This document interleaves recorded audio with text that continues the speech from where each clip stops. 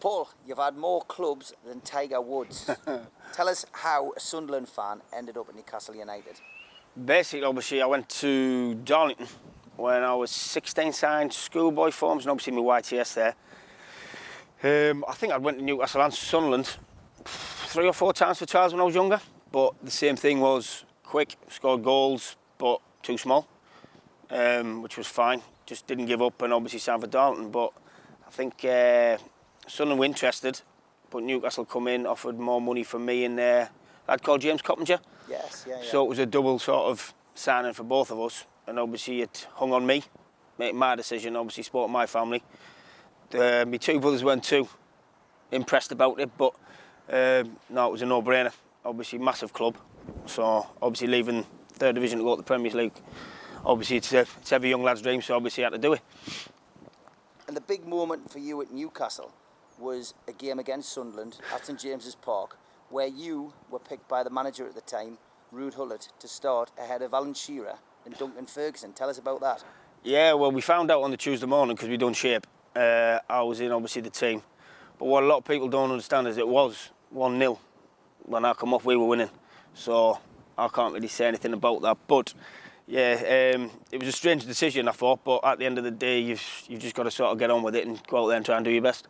What was it like working under somebody like Ruud Gullit? Oh, fantastic. His training, everything was totally different because obviously he brought in all the continental stuff, the training, the diets and everything like that. And I didn't really understand it, but it was just basically, he took a shine to me and obviously I loved it. And obviously when he left, it was a bit disappointing for me because I was playing, I was in the squad quite a lot and everything like that. But again, when Sir Bobby come in, Newcastle were struggling. Obviously he had to start picking the older heads to try and get out of the trouble we were in.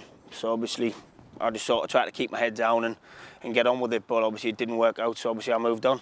Where did you end up after that? I moved to Wimbledon. In hindsight now, I wish I'd obviously stayed at Newcastle because obviously it's well documented I went down Wimbledon, didn't enjoy it. It didn't really work out. I think I'd done 2 years there and obviously, as I said, didn't work out, so obviously just decided to leave and I think they terminated the contract and both agreed on that and obviously just went out both separate ways. Get back to the North East though with Hartlepool. Basically when I left Wimbledon I think I had 3-4 months out and I think there was 11 games left of the season, so I signed for Blackpool under Steve McMahon. So I played the last 11 games there, really enjoyed it, got offered something off them.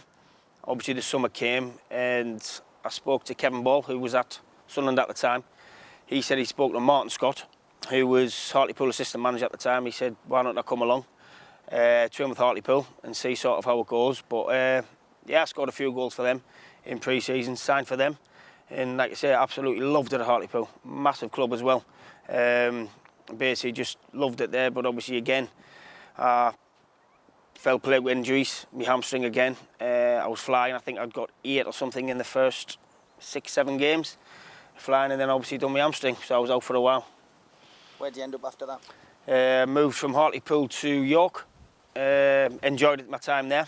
They signed a lot of older heads as well, as in Paul Groves, Steve Davis, who's played for Burnley, everything like that. But again, it just didn't really happen for me.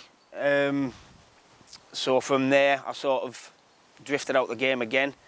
I come back home to Sunderland and I think I played about 6 or 7 games for Whitley Bay, and Torquay gave us a call. So obviously went down to Torquay, played down there for a little bit. The season ended and didn't get offered nothing. And that was why you drifted away from the game? Basically just totally lost massive interest in football for some strange reason, don't know why. In hindsight, could have got my head down a bit more and tried to get another club, but like you say, that's life. You sort of make your decisions, sort of get on with it. Pavel Cernacek's never far away from me. We obviously did a big charity game earlier this summer to pay a tribute to the man and raise money for St Oswald's Hospice. You came along and played in that game and you rediscovered the scoring touch, 4 goals? Yeah, I scored 4 in that game. Don't get me wrong, it makes a massive difference when you've got like the likes of Solano in midfield, so if you're making a run, you know for the fact you're going to get the ball.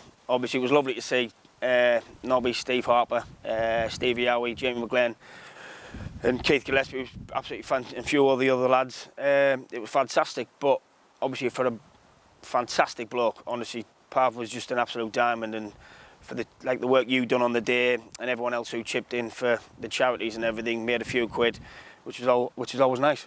Any memories yourself of Pav?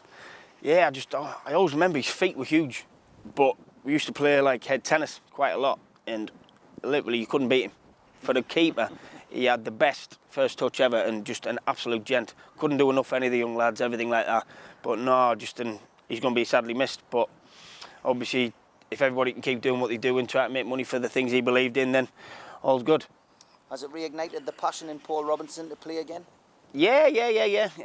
Obviously, I played that game then because it was at Dunstan. Dunstan asked me to come along and train with them. Enjoyed that. Sort of done well for them, signed. But like you say, the lads are playing well, and at my age, you sort of need to be on the pitch playing because you lose your fitness quite quick. So I've got a few options on the table to sort of have a look over with my agent in you and see sort of what's sort of the best option to go to. Great stuff. And you've just been married, so congratulations. Thank you very much. Shot man. Paul Robinson, great guy. And thanks for having me. You're looking for a centre forward.